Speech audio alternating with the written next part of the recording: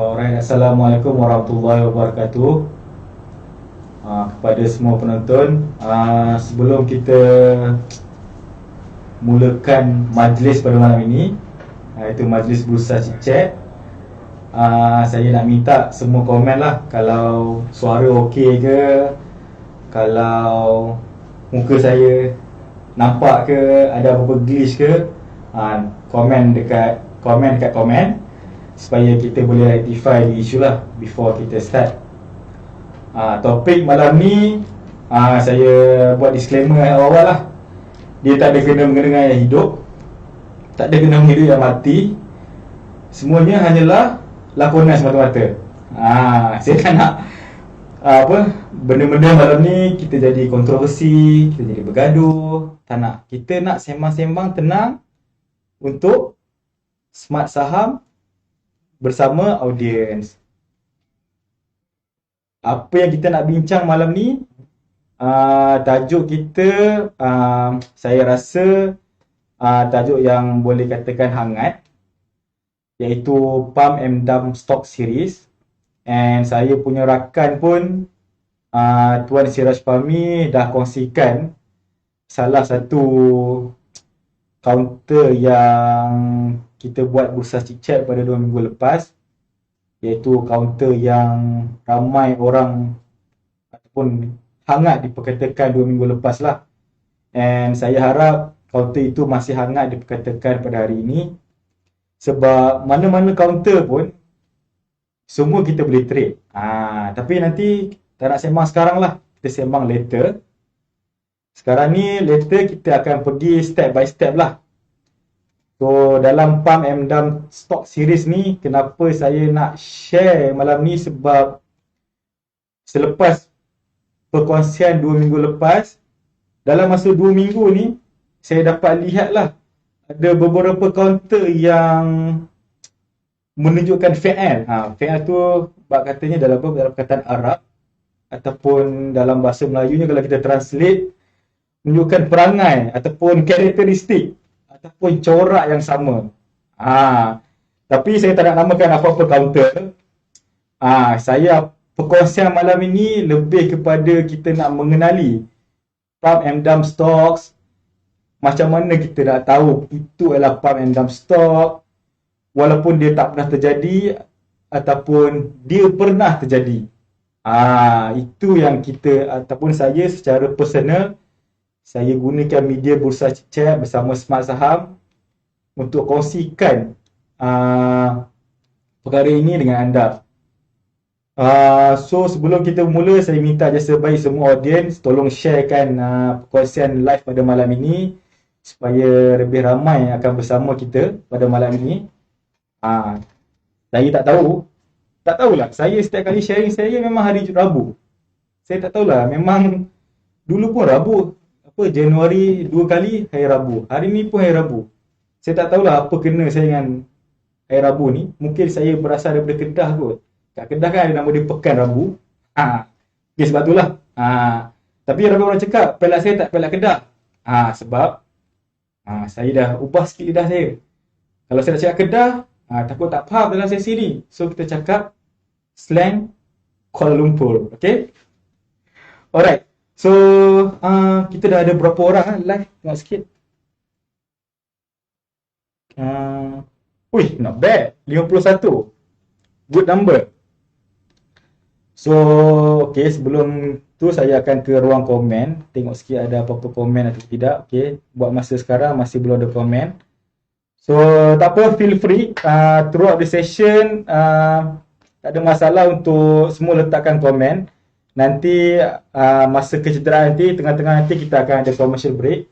Kita akan along the way tu, along saya punya sesi sembang-sembang malam ni, saya akan baca email MAB. Kalau saya boleh jawab ataupun saya tak boleh jawab, saya akan bacakan jugalah. Mana tahu ada rakan-rakan lain yang ada boleh jawab. Okay, alright. So kita ke konten yang pertama. Sebelum tu, bolehlah buka ke slide. Okay, slide ini Tajuk dia yang kita tahu ialah Pump and Dump Stock Series. Saya sengaja letak chart ni sebelah ni. Siapa yang kenal chart ni, dia kenal lah. Sebab chart ni saya buat sedikit pengubah suaian. Saya terbalikkan dia. So, siapa yang kenal stok ni, saya kata memang expert lah. Macam orang kata lah, hanya Jauhari mengenal Manikam. So, siapa yang trade stok ni, and dia tahulah ni stok apa. So, contoh-contoh pump and dump stock yang kita akan go through. Bukan pump and dump stock yang kita akan go through malam ni. Ciri-ciri ataupun definasi pump and dump stock. So, kita ke slide yang seterusnya. Okey. Pertama sekali, kita kena faham. What is pump and dump stock? So, kita kena tahulah apa maksud pump and dump stock ni. Selalunya kita selalu dengar lah dalam Facebook pun dah ramai dah, saya rasa kan, dah share apa itu pump and dump stock. Dekat internet kalau kita Google pump and dump stock ni, banyak website, banyak artikel yang tulis pasal pump and dump stock ni. And then dalam grup-grup Telegram, channel-channel Telegram pun dah banyak orang share kan pasal benda ni. Cuma apa yang saya nak kongsi malam ni adalah bukan benda yang baru. Saya cuma nak berkongsi ataupun boleh kata untuk trader-trader yang di luar sana ya, kita nak refresh lah. Apa itu pump and dump stock? Okey, saya tak nak baca lah ayat-ayat English ni. Saya pun nanti terkehil lidah saya kalau baca English ni. So, maksud pump and dump stock tu ialah secara rawaknya ataupun secara layman termnya, secara bahasa pasarnya, adalah satu modus operandi untuk menaikkan harga sesuatu saham itu melalui recommendation, melalui orang kata rekomendasi lah dalam bahasa Melayunya, based on false, misleading or exaggerated statements. Yang ni definition ni bukan saya buat sendiri ya. Saya ambil daripada Investopedia. Ada, saya letak citation kat bawah tu. So, nanti tak boleh kata saya plagiarize. So, itu ayat yang pertama. And ayat yang nombor 2 dia tulis the saya dah terkehal lah baca English.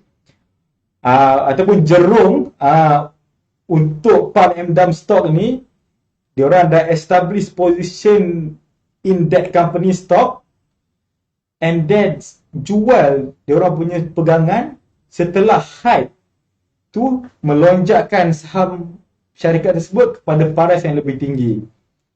Dengan kata lain, masa harga dia rendah tu, saya guna perkataan senang lah sebab saya rasa perkataan ni ramai orang kata market maker, jerung. Jerung-jerung ni, jerung-jerung, apa-apa jerung lah, orca ke, jerung putih ke, ataupun paus ke, diorang dah belilah saham tu masa harga yang rendah tu.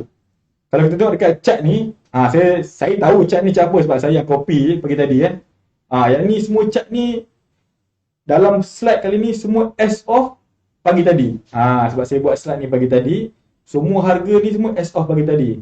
Orang kata segar dari ladang, fresh dari ladang. So, dia beli tu kalau kita tengok dekat situ tu, sebelum dia naik harga tu, dia ada harga yang bawah. Kata harga, selalunya orang kata harga lantai lah sebelum dia naik.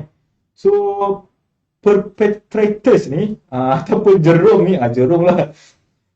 Dia memang collect ataupun dia memang menguasai jumlah saham tu pada harga yang sangat rendah. Bila dia dah menguasai jumlah pegangan dia tu dah banyak sangat, takkanlah nak beli kosong kan. Dia pun mesti nak untung, dia pun tak for fun. So lepas tu dia pun terpaksa lah menaikkan harga saham tu untuk lebih tinggi supaya dia dapat menjual pegangan-pegangan dia. Dia nak jual kepada siapa? Dia nak jual kepada orang ramai lah. Sebab kalau dia jual harga rendah, soalnya kita tak berminat sangat. Dia kena naikkan sikit dulu, dan baru kita perasan. Dan barulah kita beli. Okey, kita ke slide yang seterusnya. The basic pump and dump stock. Asas pump and dump stock.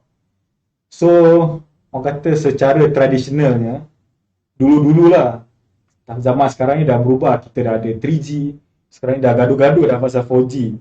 And even sekarang ni orang kata 5G pun dah ada. And then lepas ni tak tahulah 6G ke, 7G ke, GG ke, saya pun tak tahu. So, tapi dulu-dulu sana dan through cold calling. Maksudnya, kalau kita baca-baca kat internet tu, apa yang dia buat is dia macam konon-kononnya tersalah call klien lah. Assalamualaikum cik. Tapi ni kalau dekat US dia English lah. Hello, good morning sir. So we have a hot fix today. There's one company that will receive a huge investment, a huge contract by the government. This, and blah blah blah. Lepas tu, oh sorry, but I'm sorry. I called the wrong client. Sorry about that sir. Itu cara dulu-dulu lah. Dia terpaksa pakai phone call. Sebab dulu-dulu mana ada WhatsApp kan.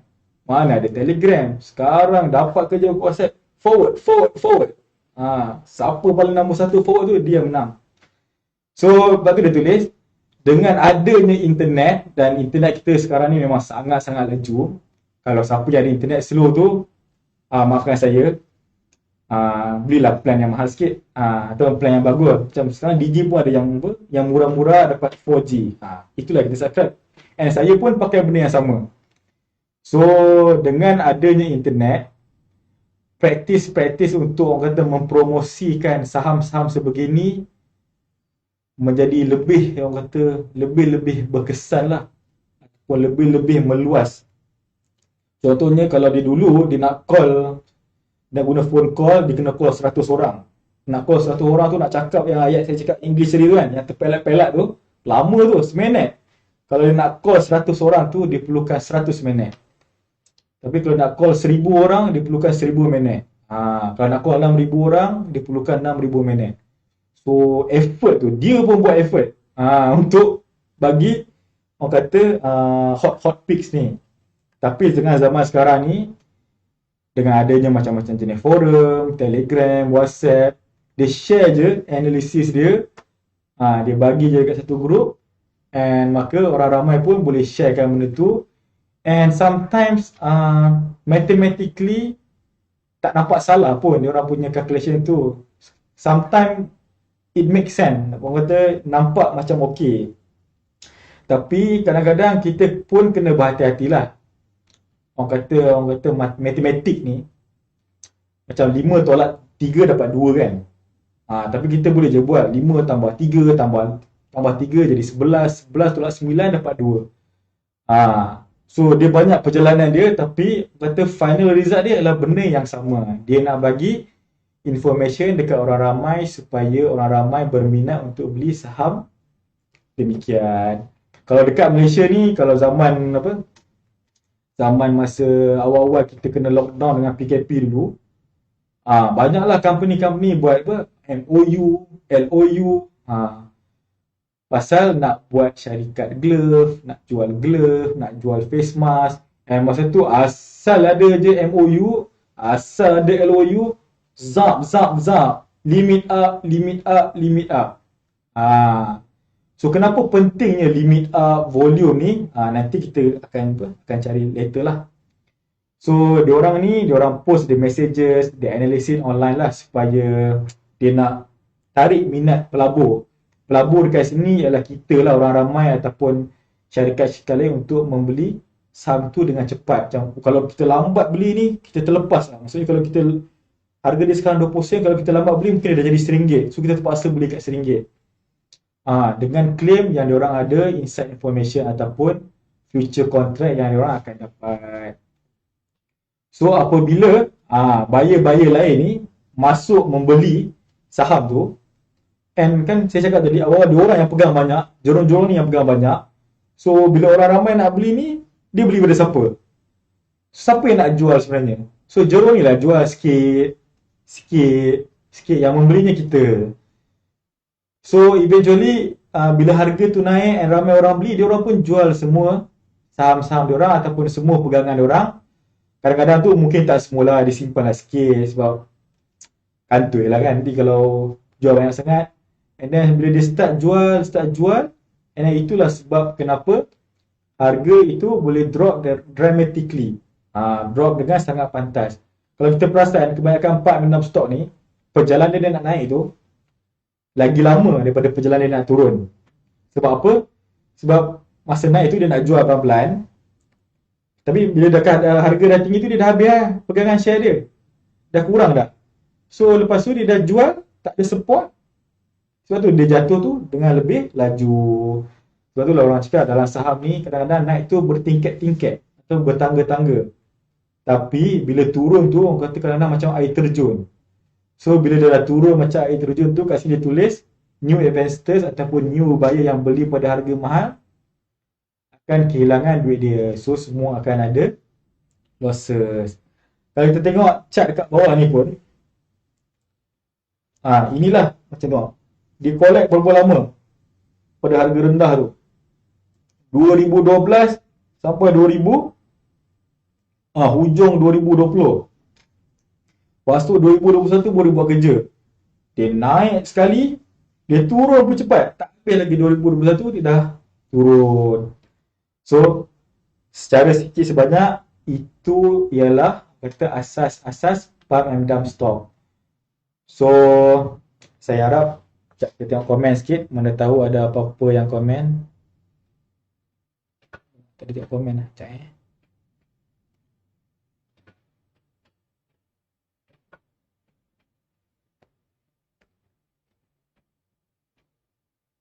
Tak apa, nanti saya tengok masa apa. Tak apa, nanti saya baca komen masa apa, iklan. Tak apa. So kita terus ke next slide. Okay. Ini apa yang saya nak kongsikan is saya punya personal lah.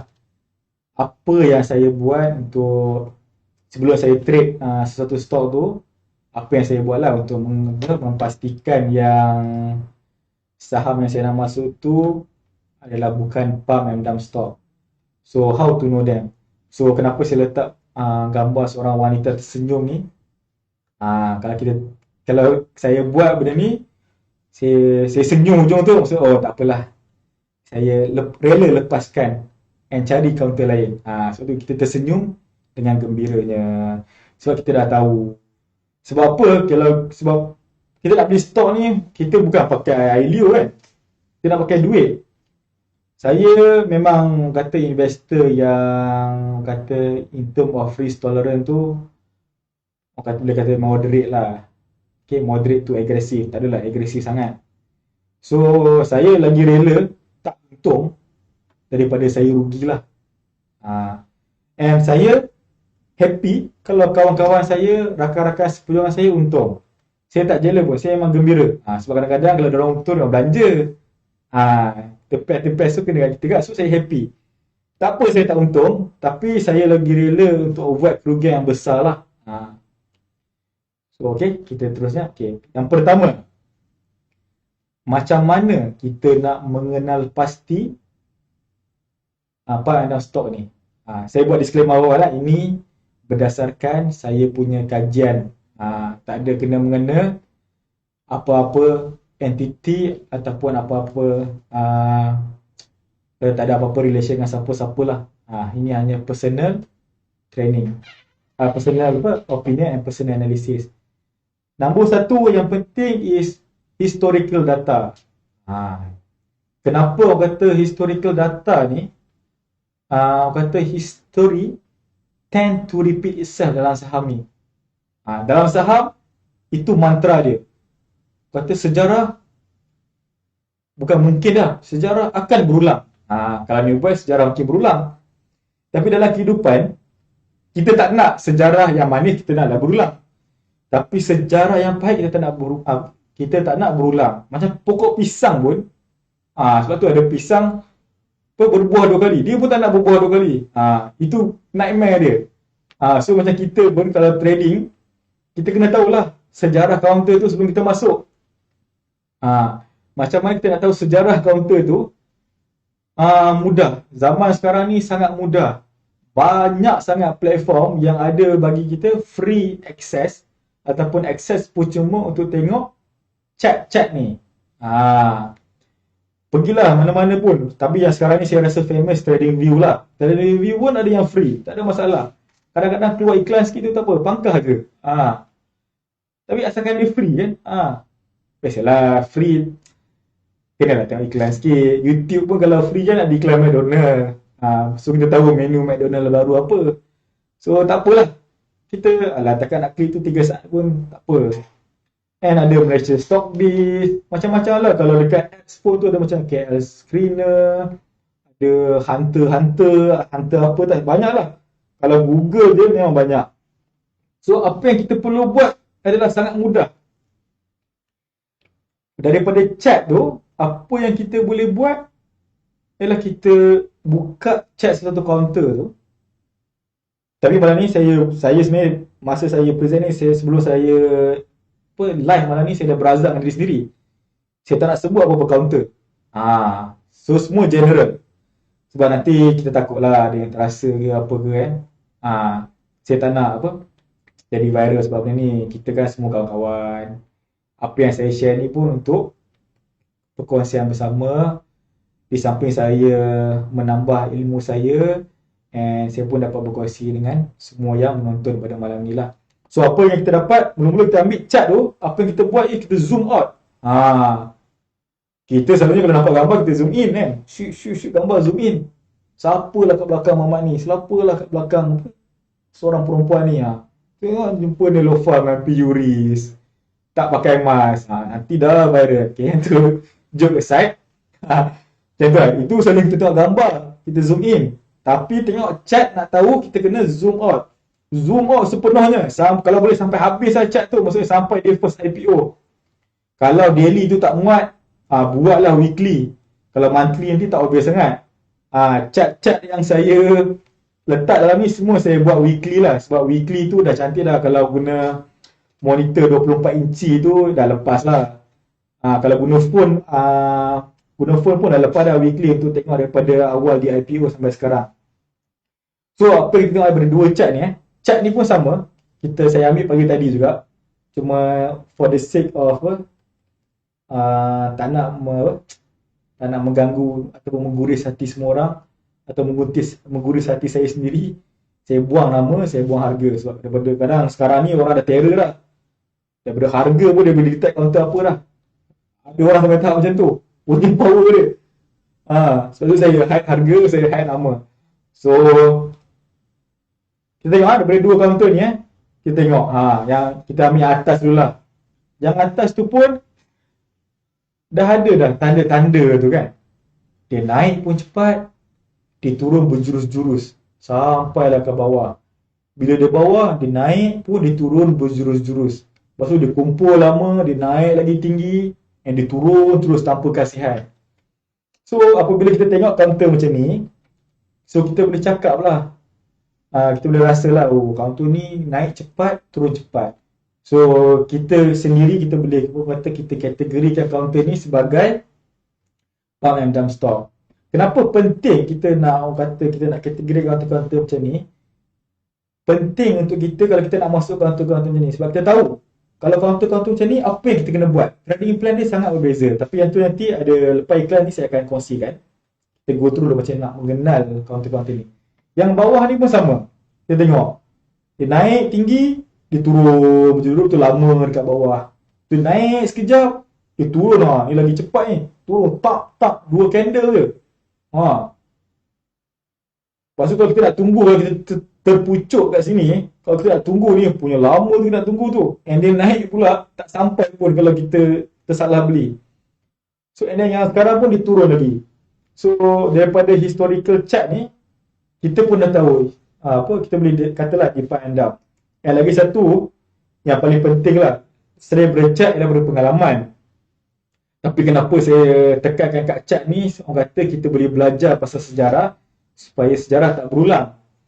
Tapi kalau daripada pengalaman ni, maksudnya pengalaman kita dah tersalah masuk dulu, memang kita kena down masa tu, itu lagi berharga lah. Kadang-kadang kalau tanya kawan-kawan yang pernah kena tu, dia memang anti betul counter tu. Sebab kata saya pernah kena. Kalau mati hidup semula pun saya tak belilah counter ni. Macam tu. So kenapa saya kongsikan pada malam ni ialah supaya kita dapat belajar daripada chat. So kalau kita belajar pada chat, kita belum masukkan duit. Tapi kalau kita belajar pada experience, something is lost already. English pula kan. Maksudnya ada benda yang dah hilang, which is kita punya capital. Capital kita ni kita sayang lah duit tu daripada titik peluh kita. And then sekarang ni yang paling famous duit Air Lestari dah habis masuk. Sekarang ni ada Air Sinar. And then tak lama lagi ni ada apa? Income tax rebate pula. So ini semua memang duit kita. So kita kalau boleh kita nak kata nak kurangkan kerugian, tambahkan keuntungan. Okay, kita ke cara-cara nombor 2. Okay, fundamental data.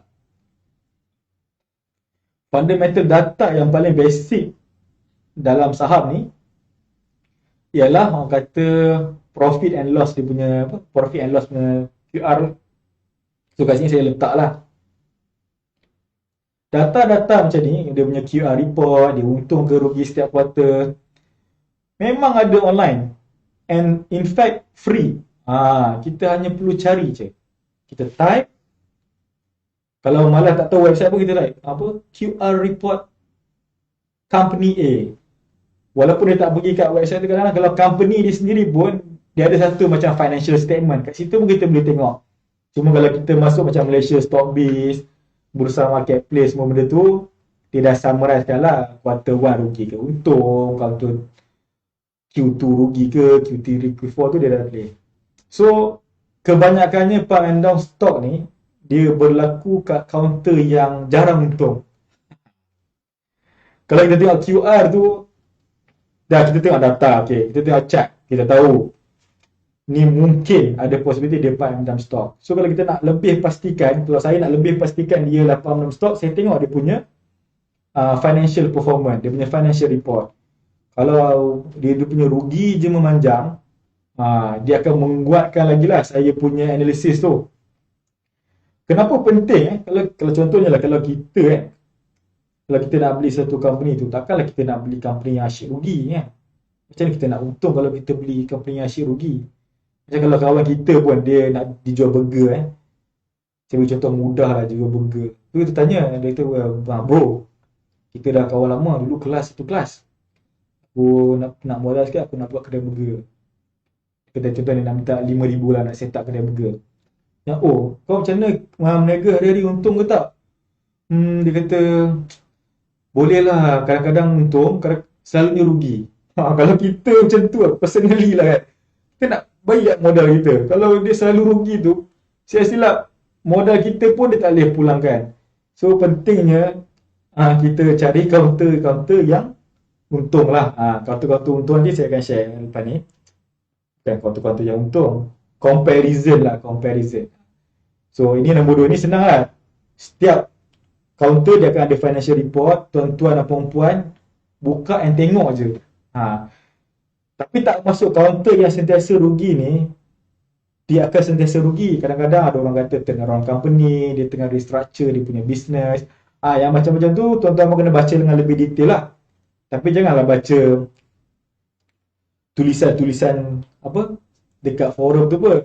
Baca je dia punya quarter report tu, memanglah panjang sikit tapi carilah ada kolom-kolom yang senang bacalah pelan-pelan kan. Kadang-kadang dia ditulis lah dalam quarter report tu apa dia punya prospek dan apa yang dia tengah buat. Banyak je counter yang rugi sebelum ni, bila dia buat turnaround dia jadi profitable. Okay, so nombor 3. Okay, yang nombor 3 ni kita kena faham the market, understand the market. Yang ni apa yang saya nak tekan is hanya kita boleh tahu daripada knowledge and training. Knowledge ni ialah kita belajar lah pasal saham ni, sama ada technical analysis ke, fundamental analysis, tak kisahlah pada siapa pun, yang penting kita belajar supaya kita ada knowledge. And then kemudian lepas kita ada knowledge tu is training lah. Sebab tu orang kata tadi yang tips pertama tu, how to know them one tu, chart and experience. Dengan knowledge kita boleh tengok chart, dengan training itu kita boleh build experience kita. Kat sini saya letak saya sukalah saya kan top glove. Yang saya letak RM9 tu bukan TP bukan target price. Saya letak RM9 tu sebab dia punya quarter report history tu lindung dia punya price tu. Saya takut saya lupa, saya letaklah RM9 tu. So kita tengok daripada Top Glove ni pun, dia punya profit pun berbilion-bilion. Dia punya last 3 quarter tu 1 billion, 2.3 billion and 2.8 billion profit. And dia punya earning per share tu berapa? Sampai 35.77 yang the latest. Pun harga boleh jatuh. Sebab tu kat sini kita kena faham, understand the market. Kenapa walaupun profit, bahasa pasar kita profit kan. Kalau profit pun berbilion-bilion pun boleh jatuh, apatah lagi lah counter yang mengalami kerugian. So counter yang berbilion-bilion untung pun boleh jatuh. Kalau yang rugi ni senang-senang je lah dia nak jatuh kan. So kita kena faham, walaupun macam mana counter tu untung macam mana pun, dia tetap jatuh. Kenapa dia jatuh? Yang kat sini kita hanya boleh dapat banyak daripada knowledge and training. Kita boleh tanya kawan-kawan kita yang pandai, ataupun kawan-kawan kita financial advisor yang tahu pasal the market. So kita boleh tanyalah. And in fact, benda-benda macam ni pun macam analyst report, banyak je yang free analyst report. And diorang akan explain lah kenapa harga jatuh, kenapa harga tu boleh naik, apa future prospect. So benda-benda macam tu. And analyst report ni, kalau tuan-tuan dan puan-puan, saya promote sikit lah kat sini. Smart Saham ada Telegram group. Dekat situ pun kita ada share lah. Kadang-kadang kita ada share pasal revised target price by investment bank. Kat situ pun kadang-kadang ada target price by analyst, ataupun ada report-report yang kita boleh baca lah. So kita baca report-report yang bertauliah. Kenapa penting kita baca report-report yang bertauliah ni adalah sebab diorang ni ada lesen. Kita kalau boleh kita jangan dengar hearsay lah. Hearsay dalam investment ni sangat-sangat bahaya lah. Especially rumours. Selalu orang kata buy on rumours, sell on news. Kadang-kadang bila ada rumours pun dia boleh jatuh. Bila ada news boleh dia naik. So kita kena hati-hatilah benda-benda macam ni. So tengok next slide ada. Okay, ni lagi satu saya share juga, counter di Sony. Counter ni pun kalau kita tengok tu, dia tak pernah rugi pun. Untung je memanjang, cuma adalah untung terlebih, untung terkurang. Pun kena markdown. Kenapa saya sayang di Sony ni? Saya ceritalah sikit pengalaman. Ni saya kenapa saya kata daripada chart dan experience tu, saya pun pernah terkena. Saya masa pilihan raya 2008 saya beli di Sony. Cerita dia lah. Masa tu saya masih menyokong kerajaan sebelum ni. Saya belilah di Sony. Lepas tu tuk. Ada news pelik-pelik pun kena markdown. Kalau tengok tu daripada harga 2018, daripada harga 37 sen tu.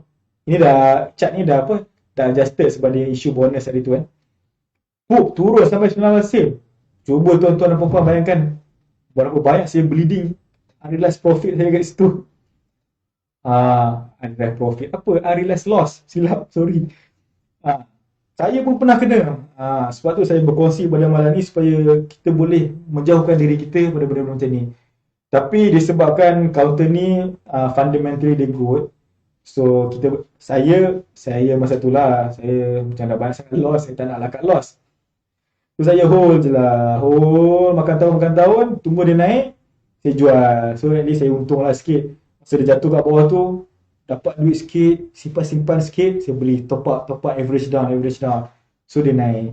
So kat sini kita tengok lah, fundamentally good company, chart dia lebih orang kata dalam perkataan baiknya lebih mulia lah. Dia jatuh pun orang kata beralun. Jatuh, lompat sikit, jatuh, beralun. And dia kat bawah tu pun dia tak lama sangat, bukan 10 tahun kawan-kawan. Dia 2-3 tahun dia naik. So macam tu lah kenapa pentingnya kita cari company yang fundamentally good. Okay. So sebelum kita ke next topic, kita akan ada commercial break and saya akan baca komen tuan-tuan dan perempuan lah. Okay, kita commercial break sebentar. Okay. Alright, kita kembali selepas iklan. Dapat saya minum air secawan. Alright, so dalam komen kita Tuan Ipin Arif ada bertanya, SC boleh ambil apa-apa tindakan ke Tuan untuk counter yang di pump and dump ni? Okay, saya rasa sejak kebelakangan ni ataupun tahun ni lah, uh, banyak dah orang kata artikel-artikel daripada DH yang kata SC dah tangkap orang yang terlibat dengan insider trading. So kalau diorang ni, Pam and Dam ni orang kata dapat dibuktikan melalui insider trading ataupun menyalahi undang-undang, for sure Security Commission akan ambil tindakan lah. And then as we know, seperti yang kita tahu, investigation pasal money laundering, insider trading ni, dia punya investigation tu ambil masa yang lama. And then kadang-kadang news yang kita dengar sekarang ni pun ialah benda yang terjadi pada 8 tahun lepas. So insider trading, kalau bolehlah kita sebagai retailer investor ni janganlah terlibat, nasihat saya. Sebab orang kata tak berbalik kena. Kalau untungnya 100,000, rugi nanti berganda-ganda, bertingkat-tingkat kata orang. So elakkanlah kita cari profit secara berhemah dengan cara yang betul. And orang kata tadi saya banyak orang kata channel Pam and Dam ni cerita pasal Pam and Dam ni. Pam and Dam ni memang diperlukan lah, dia cakap kan, kata memang terlepas diperlukan tadi. Orang kata jerung-jerung ni memang diperlukan dalam market, sebab diorang ni yang akan orang kata tambah volatility tu, increase volume semua tu, and buat price naik. So penting lah diorang ni. Cuma yang paling penting, kita jangan lawan diorang jerung, kita bilis. Kalau macam kalau kecuali Myvi lah, kalau Myvi dia boleh lawan semua. Tapi kalau yang lain-lain tu janganlah lawan, janganlah kita lawan. So kalau kita tahu kita ni bilis, kita janganlah lawan jerung-jerung tu. Memang orang kata kalau jerung tu kibas ekor, bukan kena arus ni pun kita dah melayang dah. So kita kalau boleh jangan lawan lah. Tapi Pam and Dam stock ni, volatility ni penting untuk kita sebagai traders untuk kata cari makan, cari profit dekat bursa lah, supaya kita boleh berbelanja. So kita pergi ke next topic.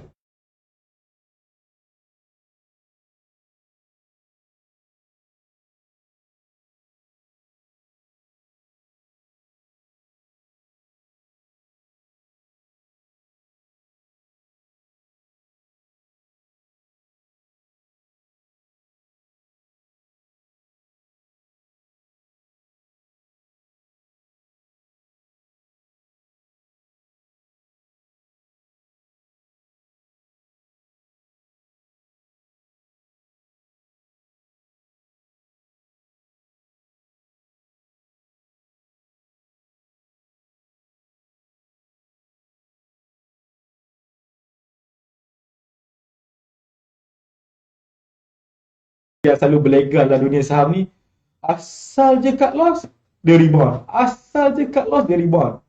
Tapi ada lagi satu poster yang jarang orang share. Asal je cut loss, tembus meja. Asal je cut loss, tembus meja. Yang tu orang jarang share. Kadang-kadang kita perlu bersyukur lah. Banyak counter yang kita telah diselamatkan. Dah macam motivator lah, Dr. Asri Ahmad. Kadang-kadang kita lupa ataupun kita tak sedar yang berapa kali kita diselamatkan dalam saham ni, tapi kita hanya ingat benda-benda yang merugikan kita, merugikan kita. Contohnya kita counter A, kita cut loss, tiba-tiba dia limit down. Yang tu kalau siapa buat macam tu mesti dia bersyukur, alhamdulillah, nasib baiklah aku cut loss tadi. Kalau tak, dah limit down dah. Tapi kadang-kadang orang kata kita pun tak tahu, kita tak dapat baca market secara perfect. Tak ada siapa pun perfect dalam dunia saham ni. So kadang-kadang bila kita cut loss, dia rebound. So kadang-kadang kita rasa, alah ruginya aku cut loss, kenapa dia rebound? Gitu. Lepas tu kita pula, sebab kita cut loss, dia rebound, next time kita tak cut loss. Tapi bila kita tak cut loss, dia tembus meja. Macam itulah. So kalau kita dah rugi tu, bagi saya secara trading plan saya minimumkan kerugian saya. Tak apalah kalau dia naik balik back to break even pun tak apa. Biarkanlah ia berlalu. Orang kata benda yang lepas jangan dikenang. So tak guna kita kenang, kita kena move on. Begitulah kita dalam saham. Kita tak perlu orang kata ada apa attachment banyak sangat lah dengan saham ni. Sebab dia bukan macam ex kita kan, ex girlfriend ke boyfriend yang kita boleh WhatsApp dia tanya, kenapa kau rebound? Kenapa tak tunggu aku? So dia bukan macam tu. So kita biar je lah. Kalau kita cut loss, kita move on je lah. Kita mulakan hidup baru, ataupun bila kita cut loss tu, kita catat apa kesalahan kita, kenapa kita perlu cut loss, supaya bila kita buat next trading, dia tak repeat dah apa kesilapan kita yang sebenarnya. Itulah kepentingannya belajar daripada pengalaman. Rugi tak ada masalah. Okay. Is safe pula. Is it safe? Adakah selamat orang kata kita trade pump and dump stock ni? Macam saya cakap tadi, ramai je yang buat untung dengan pump and dump stock ni. So dengan ilmu, dengan technical abilities yang seseorang tu ada, memang dia boleh buat untung. So tak ada masalah pun nak trade. Apa yang paling penting, kita kena tahu macam mana nak trade counter-counter macam ni. Dia tak adalah straightforward sangat macam counter-counter yang kalau kita beli tahun ni, kita boleh biar je sampai 10 tahun. Counter-counter pump and dump ni, kita tengok chart tadi, kemungkinan kita biar tahun ni, 5 tahun kemudian pun harga dia sama je. So dia bukan macam normal good fundamental stock. Dekat sini saya ada satu quote lah pada Veronica Roth. Saya pun tak kenal Veronica Roth ni. Saya google dia tadi. Rupa-rupanya dia antara penulis novel yang glamour lah, yang power. So apa quote dia kan, knowledge is power. So dengan adanya knowledge tu, dengan yang menyebabkan kita ada power to do evil and power to do good. So knowledge itself atau power itself tu bukan evil. So knowledge pun bukan evil. So kalau nak sini dia cakap, ada orang dia gunakan knowledge dia untuk pump and dump supaya dia boleh ambil untung yang kenakan orang ramai. Tapi kita sebagai trader yang kita perlukan dia orang ni, kita gunakanlah kita punya ilmu dengan technical ability kita untuk buat untung bersama-sama mereka. So kalau masa dia dump tu, kita kena cut loss, kita cut loss je lah. Macam tu. Nombor 2, with the right trading plan, expectation. Okay. Expectation dengan trading plan ni adalah sangat penting. Trading plan ni yang kita cakap lah, kalau sampai profit, kita take profit. Kalau kena cut loss, kita cut loss. Itu trading plan, saya rasa semua orang dah tahulah. Semua orang mesti buat punya lah. Ini benda-benda yang benda-benda asas atau benda-benda yang awal kita kena buat sebelum kita beli satu stock. Yang paling penting ni expectation ni. Kita kena tune mindset kita expectation. Contohnya counter tu dah naik 1000%. Lepas tu kita rasa dia boleh naik lagi 1000%. Logik ke tak logik? Macam contohnya harga saham tu dah naik daripada 10 sen naik ke RM1. Lebih kurang lah 1000%. So kita pula beli kat RM1 ni. Kita rasa tiba kita baca somewhere dia kata stok ni boleh pergi RM100. 100 ke 100 lagi itu 100% je kan? Sekejap, ke saya salah kira? RM1 ke 10 sen, 1000 sen.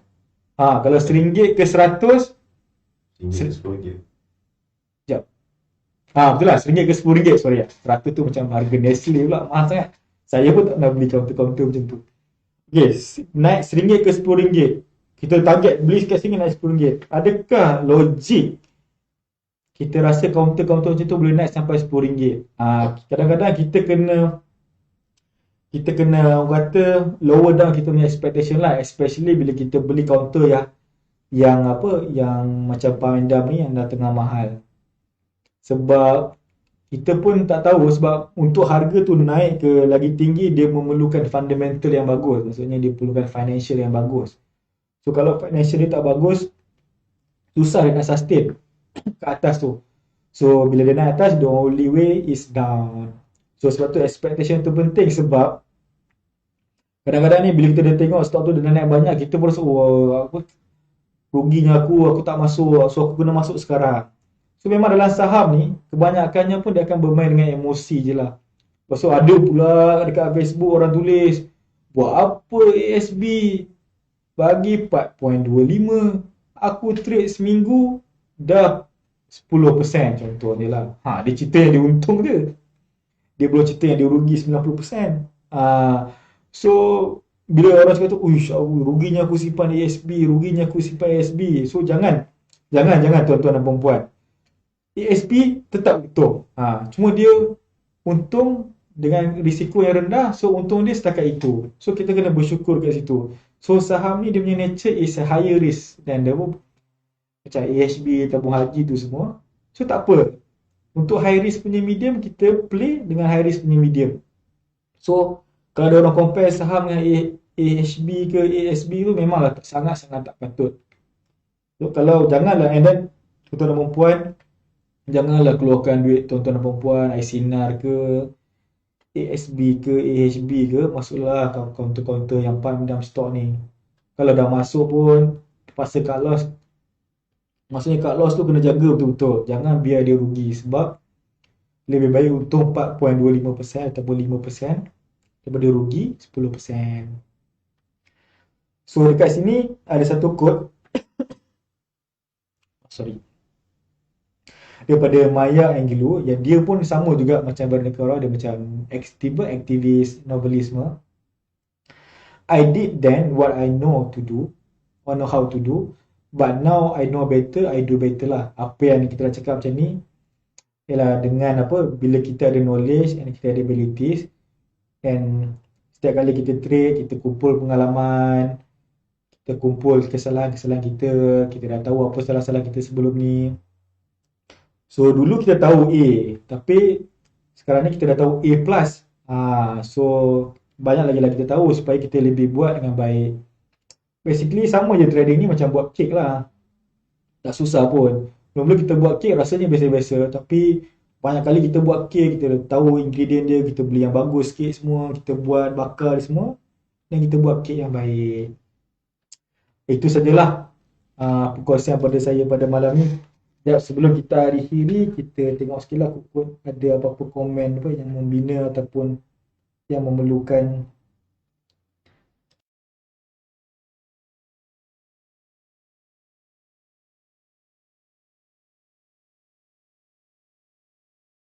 Itu sajalah perkongsian saya pada malam ini.